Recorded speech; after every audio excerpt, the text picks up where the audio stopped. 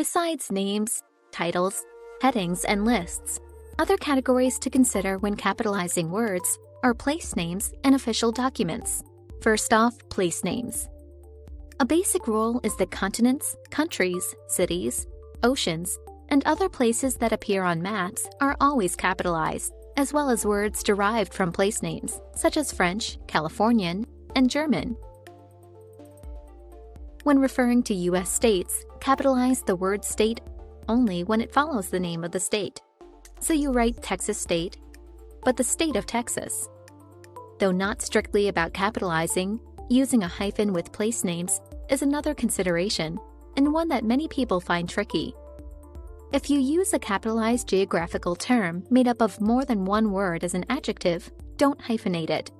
However, if a proper noun is used as a hyphenated adjective, capitalize only the adjective derived from the proper noun. For example, Italian-speaking tour guides or African-origin artworks.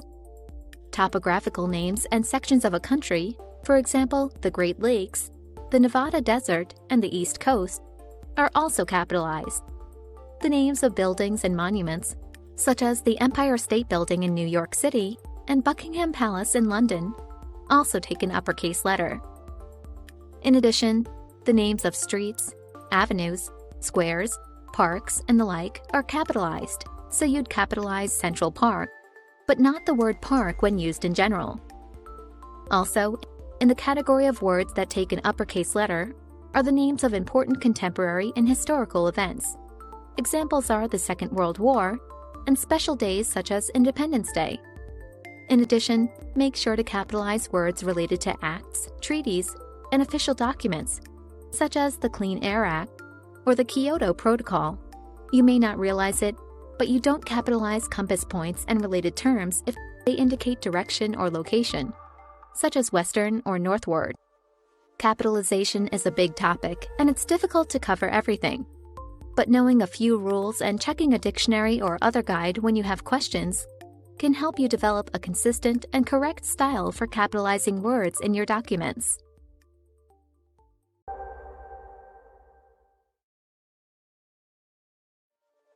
Suppose you're writing a shareholder report that outlines your company's revenues, expenses, and profits. It has to be concise, consistent, and clear so that shareholders can find and understand the relevant data quickly. As you get started, you wonder, do I write the figures out in full or use numerals? And what about percent symbols? These are some of the questions around writing numbers that we'll consider in this topic. First, to spell out or not to spell out. The answer? It depends. The basic guideline is that you spell out numbers 1 to 10 and use numerals for all others. However, if the number is imprecise or indefinite, as in several hundred, a few dozen, or a couple thousand, you spell it out. And, in general, you write long numbers in numerals because, in some cases, they would take many words to write out. They're also easier to read as numerals.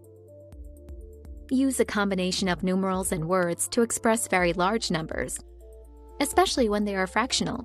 For example, 2.4 million.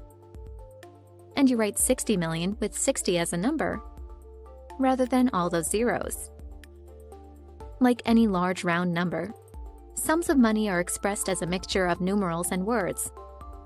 For example, a price of $5 million was finally agreed upon.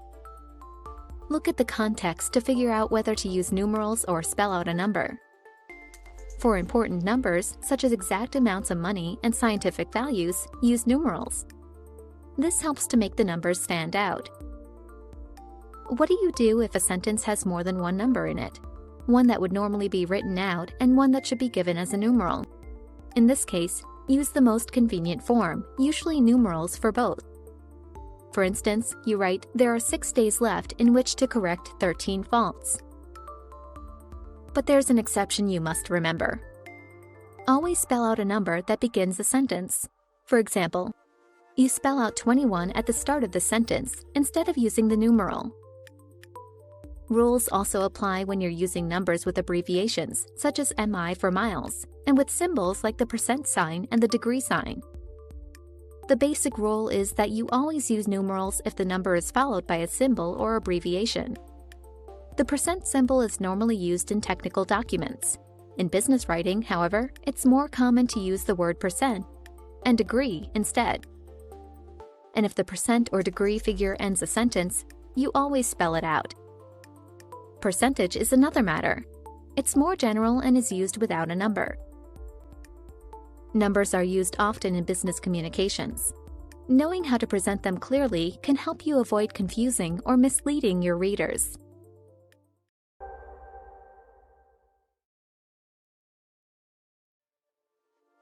Imagine you're composing an email to inform colleagues about a meeting at 10 o'clock in the morning. Do you write 1000, 10 a.m., or 10 o'clock? All three formats are acceptable. But there are some basic guidelines for each style. And, as is often the case, consistency is key. First, if you want to emphasize exact times, use numerals. An exception is when you want to express noon or midnight, in which case, write noon or midnight, not 12 noon or 12 midnight. With the abbreviations AM and PM, use numbers, and remember the space between the number and the abbreviation. If the time is followed by o'clock, spell out the time in words. And when using the 24-hour clock, don't include periods or colons between the numerals representing hours and minutes. Now let's consider dates. Remember that years are expressed in numerals, except at the start of a sentence. For specific dates, use cardinal numbers. Even though these may be pronounced as ordinals, as in the example, the meeting is on December 18. There's no need to put the th after 18. Write time periods such as decades in numerals, as in the 1990s. You can also refer to a decade less formally by writing just the decade, preceded by an apostrophe, as in the 80s and 90s. Or you can write out the decade, the 90s.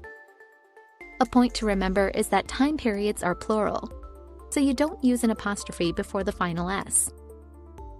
In the case of particular centuries, you can spell them out and use lowercase letters. It's also acceptable to use numerals.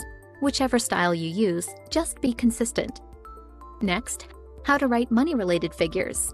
In general, numerals are better. They tend to be more clear and quickly understood. You can use numerals for all amounts of money, small or large. For estimates of money, you also use numerals. However, if an amount is unstated or the value is indefinite, you use words. So you write out thousand in the sentence, that will cost several $1,000s. There are also specific guidelines for fractions and decimals.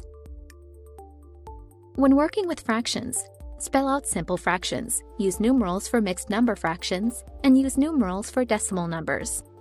So you write out the fraction 3/4, but use numerals to express 6 1/2 yards, if the fraction doesn't appear at the start of a sentence. And you use numerals for decimal numbers such as 2.3 or 0.75.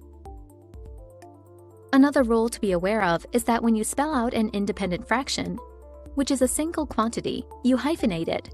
For example, 1/3 of employees. Finally, you don't use a hyphen when individual parts of a quantity are in question, such as the chart is divided into 4 quarters. Remember these key guidelines when using numbers in your communications, and it will make your writing easier to read and understand.